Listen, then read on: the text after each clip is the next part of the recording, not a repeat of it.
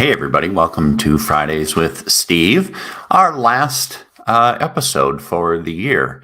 I've been told by my team that they're going to let me off the hook for the next couple of weeks while we hopefully all take a break and spend time with friends and family and kind of mix in a little fun with everything else. And that's kind of my goal today is have a few kind of random assembled ideas, some resources, some notions about product and some ways maybe that you can kind of give yourself a present here at this time of year.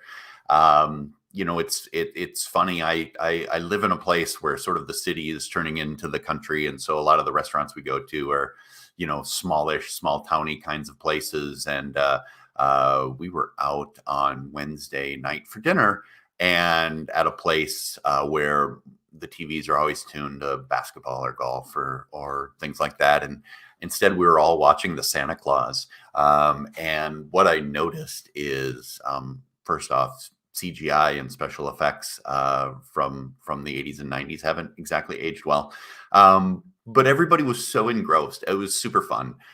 We were even there was crosstalk between tables and at the bar where we were eating around actors and the storyline and don't ruin it and all kinds of fun stuff. So I hope you're enjoying the holiday season, whatever it might look like for you and yours, and having some time to unwind is pretty important. So I just assembled a few things that I wanted to talk about, some things we see customers engaging with and using to their advantage. Some are in my best interest. Some are, things that we provide as value as part of our partner relationship with Microsoft and so forth. And so I just wanted to walk through a few of those, have a couple other random ideas, and then maybe at the end just offer a few sort of closing out the year thoughts for everyone. It's been a great year for us here at Apex, and I hope the same is true for you in your organization. So I think this is big enough. Maybe you can zoom in as well. What I'm showing here is the Fast Track site, right? So if you just search Microsoft Fast Track. Fast Track is a program that provides different things to different kinds of customers about not just their migration, but their journey through the cloud. Depending on your size, Microsoft has always measured things by seats, by Windows desktops or seats in the cloud. They're always a bit odd this way.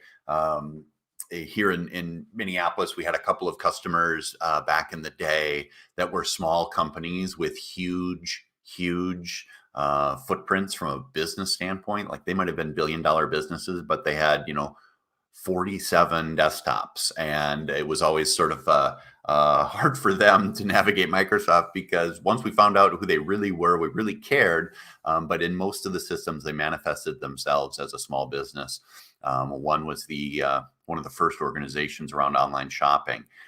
For some reason, that started here, or one of the early ones was here. And so they had this massive business with tons of servers and tons of fulfillment and revenue. But, there were 17 full-time staff working in an office building here in Eden Prairie. And so they were sort of under the radar.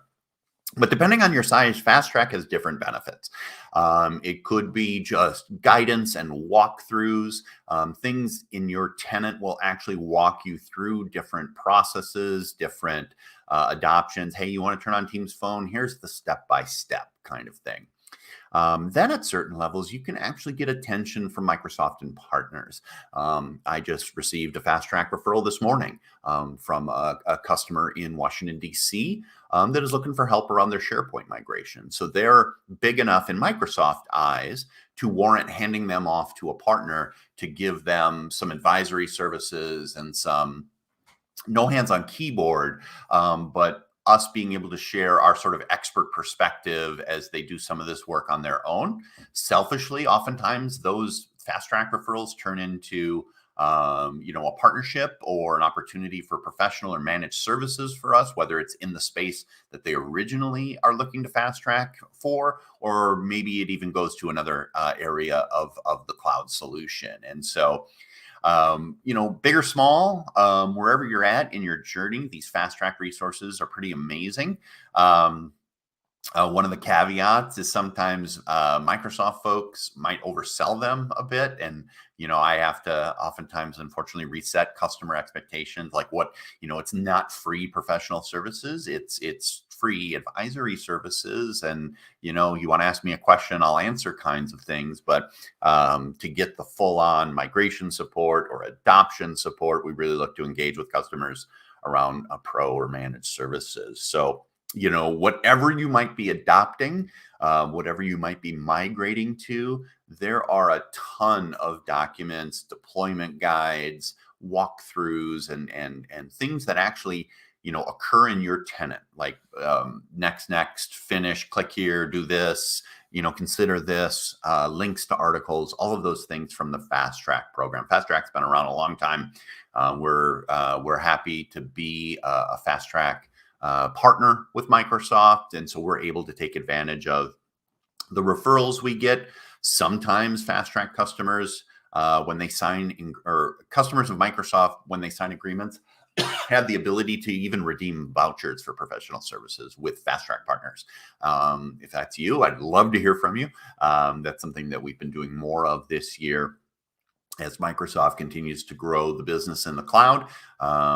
Customers are looking for that help to really do the adoption that makes sense. The next thing I wanted to talk about is we've been helping a lot of customers as CSP, cloud solution provider, or the transition to NCE, the new commerce experience, one of the most unfortunate three-letter acronyms that they've come up with, right? I have a feeling it was an internal moniker 5 years ago that unfortunately just stuck externally as well. But we've been working with a number of customers kind of in two scenarios. One is they have a CSP or a buying arrangement that they're not really happy with, right? That the partner they're with or their arrangement just isn't servicing their needs. The other one is some folks, maybe because of how they did it initially or perceived ease and stuff like that, just slapped down a credit card with Microsoft Direct and bought licensing. And I think in both of those instances, we've had a lot of success stepping in. And so as you think about gifts to yourself, take that same Microsoft licensing and, move it to a partner, a CSP partner, preferably us, but, there's lots of great partners out there. And that partner layer doesn't provide or doesn't have any sort of negative connotations to it. It's all positive, right? It's, one throat to choke, it's support, it is expertise. It is someone, in the future with professional or managed services or hardware procurement or software procurement that already knows your environment, that knows how you work, knows how you're using your E5 or E3 or F3 licenses to the best of their ability, provides licensing reviews. That's one of the things we do with our CSP customers is we're always checking in to make sure, hey, is this the right fit for you? Microsoft just sort of cashes the check, right? Well, and I don't know that we'd expect more in that sort of a purchasing relationship versus what you'll get with most CSPs out there, many CSPs out there. I think we do things great. I think we do things a little bit different. Our renewal rate, thankfully is very high with existing customers, and we're always adding more customers as well to that CSP experience with Microsoft. So this also might be a way that you can take the a zero value add sort of CSP or license purchasing relationship and add some value to it. Simplified invoices. You can go monthly, you can go annual. We help you provision new licensing. We can help you manage licenses in the storefront so that only the things that you have available. A lot of the customers that we work with, one of the first things we have to do is sort of unwind, 47 different license types with 46 different termination dates and assigned to, 13 people, right? It's unwinding just sort of the noise that builds up over time in a situation like that. And then, access to the team. whether it's, support issues within this space or support issues that start within this space and grow into other areas. We have opportunities to position our help with you, and we can also escalate to Microsoft. I think one of the things that support through a partner like Apex provides is sort of that first line of support. Hey, can we fix it? Do we know what's going on? And then it gets to Microsoft when it's truly an issue, versus always having to start there, if you have that sort of direct relationship. So oftentimes this is a $0 move with only additional value and benefits. Sometimes it's a negative dollar move because there's some license savings, whether it's the type or the count, or you're a great negotiator. I think I'm okay, but I've been bested many times. So, whatever the reason is, oftentimes you squeeze more value out of the relationship just by taking it from direct to CSP. The other thing that I love is the Microsoft Learn site. I am so old that I remember Microsoft content in this space, whether it was learning and training, whether it was support articles, whether it was white papers. Quick story. I mean, back in the day when server clustering was first introduced, all of us architects would carry around the 26-page white paper about how to do. The original code name was, I think it was Wolfpack, but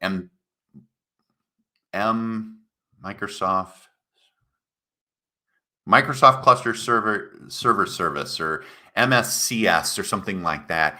And we had to carry around the white paper because it was the only piece of knowledge around how that stuff worked. It was good for our careers because it was a massively dark art, and it was the first time that you could provide some fault tolerance and redundancy with on-prem server systems, so that if one tipped over, the other one would take over and things like that. But we had to carry around this giant white paper because data and information around support and learning and how to do stuff was so disparate. Microsoft has done a great job over the last 2 decades of consolidating that information into Learn. If you haven't made this sort of your key first stop for help, information, training opportunities, investigating problems and things like that, you definitely should. I'm a big fan of Microsoft Learn. It has lots of ways that it invests in the people that use Microsoft technology. I have many rants. One of my rants when I was at Microsoft was that Microsoft always tries to squeeze profitability out of every business, versus using a business like training and certification to drive the Exchange Online business, right? One has 80 points of margin, one has 12. Well, how about we just give this one away to make this one better? And in some ways, I think they finally listened to my advice. And there's so much that they're willing to invest in you and your people to make them better adopters and users of Microsoft technology. And so I'm a big fan of Microsoft Learn. There's still some disparate knowledge, and I'm actually going to talk about a funny resource here at the end that even continues to try and bring it all together. That notion of sort of the one place to rule them all for every program, for every opportunity, for every event, for every training article. It's probably just it's tilting at windmills, right? You're just never going to get there. There's too much. But I think Learn does a great job in the space that it's designed for, of bringing it all together. We've come a long way from TechNet CDs to all of these things being centralized and localized. And hey, if you want to carry it around with you, you still have a print to PDF button. And you can take any set of articles or sections of Learn. You can take them offline and print them out and read them at your leisure. So this is the resource that I was talking about. A gentleman I used to work with, Mike Kellogg. He has taken it upon himself to every month, I think with some help, try and bring together everything that's out there: blog posts, announcements of events, recordings that are now available, updates to roadmaps, all of those kinds of things. And it is a 60, 70, 80 page PDF of information that you can review and that you can download. I know our team internally uses this as one of the many resources that they work with our managed services customers with. One of the strengths of our Empower service, of our managed services, is providing these insight and advisory services on a monthly or quarterly basis, depending on the engagement, where we say, hey, did you know this? Did you know this? Hey, this happened. Have you thought about this? Now you have the opportunity to do this differently. And we try and use our architects and engineers to bring that information with context to our customers. This is sort of lacking the context, right? This is everything, and you've got to consume it and figure out what's important to you. But Mike does a great job of assembling this. I'm plugging it. I'm confidently plugging it because he's been at it for a couple of years, right? So I think there's some stickiness here, and it's not going to go away. But in my role, I'm always trying to follow what's new and stay on top of things. At the same time, I will use resources like this as well. If somebody else is going to go through the work of pulling a lot of these things together. So Mike posts this on LinkedIn every month. I'm happy to share this month's with you if you want to follow up with me and kind of point you towards him if you want to follow him on LinkedIn. But, and it's still, I'm sure there's things that get missed. It's just the nature of the beast, right? But Mike and some of the people he works with does a great job of bringing these things together. Another cool tool, something that might give you the gift of some savings, is the pricing calculator for Azure. It is an incredibly robust tool for modeling and predicting and figuring out Azure spend. Whether it's Azure, AWS, or GCP, or whatever it is, they've all continued to evolve their tools as people spend more and more and make bigger and bigger investments in those platforms. And so the Azure pricing calculator is a great resource for you to kind of model your spending, to understand where the money is going, to, frankly, troubleshoot or audit some of the things that are going on within your environment. And we use it all the time with customers, right? Whether it's upfront and sort of a pre-sales or selling motion, trying to give them an understanding of what they're getting into with some of their Azure spend. But we'll also use it, during or post engagement or as a managed tool to just try and understand better and communicate better with customers, where that spend is going. It's a big world just within, one of these guys, just within Azure for spend, and anything that we have that we can bring to bear is important. So if you've never used it, check out the Azure pricing calculator. I don't know why I keep wanting to say catalog. Thinking Azure catalog. I've got Azure catalog on my brain, but use the calculator for figuring out, how to model your spend, how to figure out where the money's going, and making sure it's best optimized. And this one is just funny.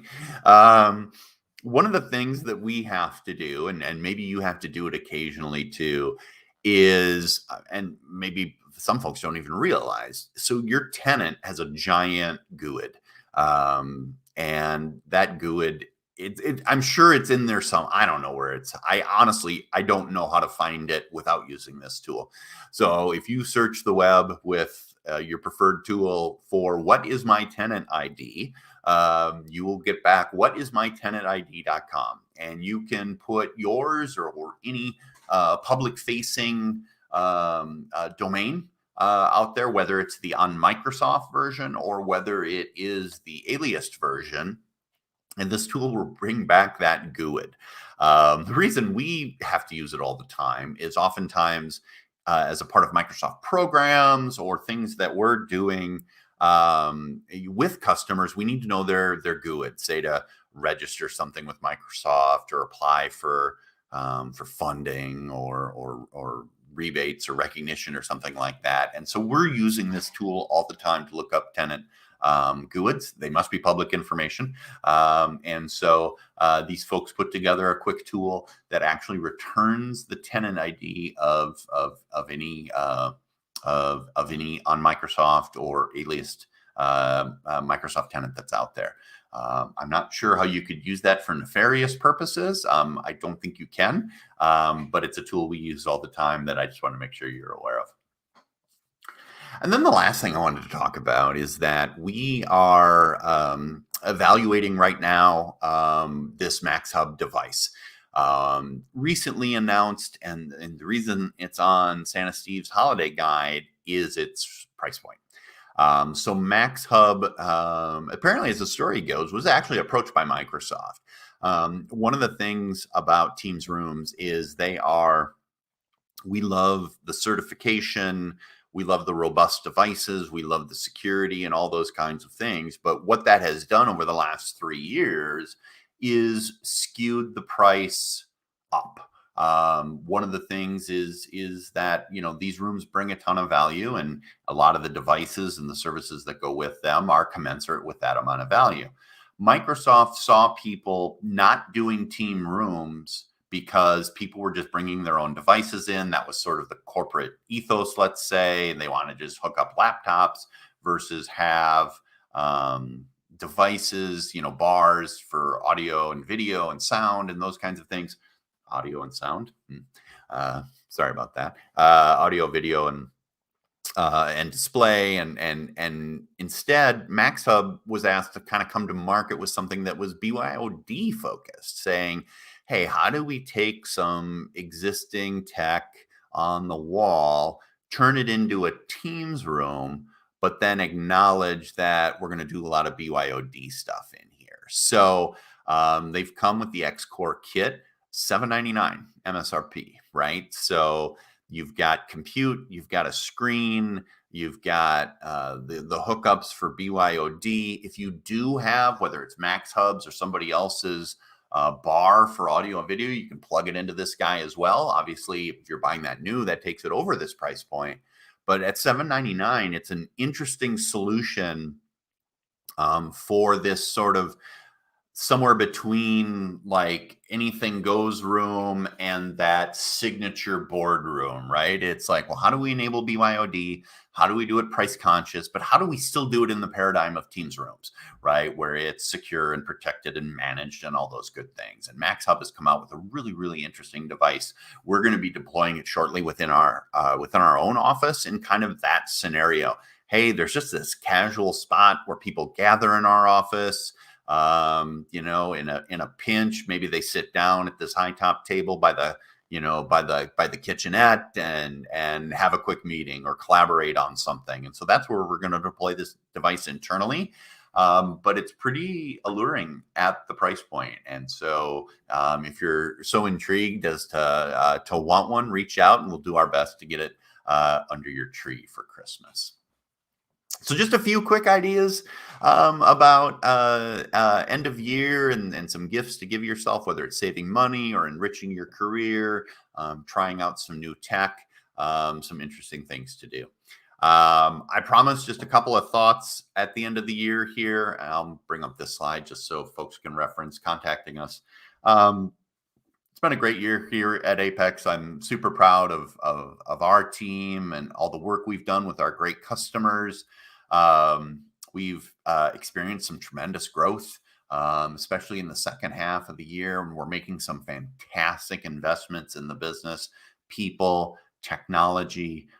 If you're in the Detroit metro area, we'd love to show it off to you in the new year.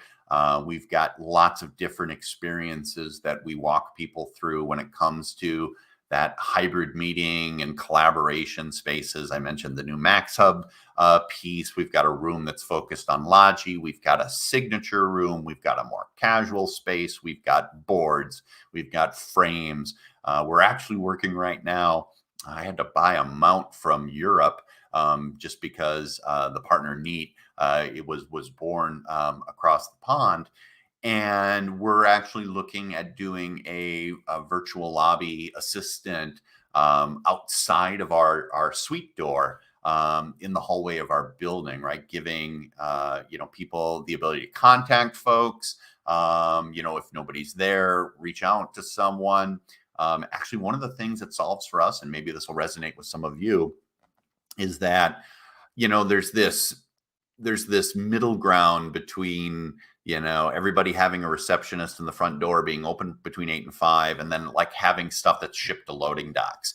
UPS and FedEx come to our suite, but sometimes we're not there, or it's just a missed connection. And we're actually looking at using that virtual assistant. They can ring someone. Oh, hey, it's UPS. I can see you on the camera. We can buzz them in. And then they can leave the product or the delivery, and we don't have a missed shipment. They don't have to leave things in an unprotected hallway. We can make sure it gets into our suite. And so we're actually making some creative investments in our spaces as well. And so if you're in the area, if you're a prospective customer or an existing customer, we'd love to host you at the office. As always, if you want the latest what's new with Microsoft PDF, or have any other questions around anything we talked about today, just reach out to me. That's Thompson@apexdigital.com. So thanks to all of you for a great year. I hope your year has been great as well. I hope you're able to take some time over the next couple of weeks and rest and relax and recharge.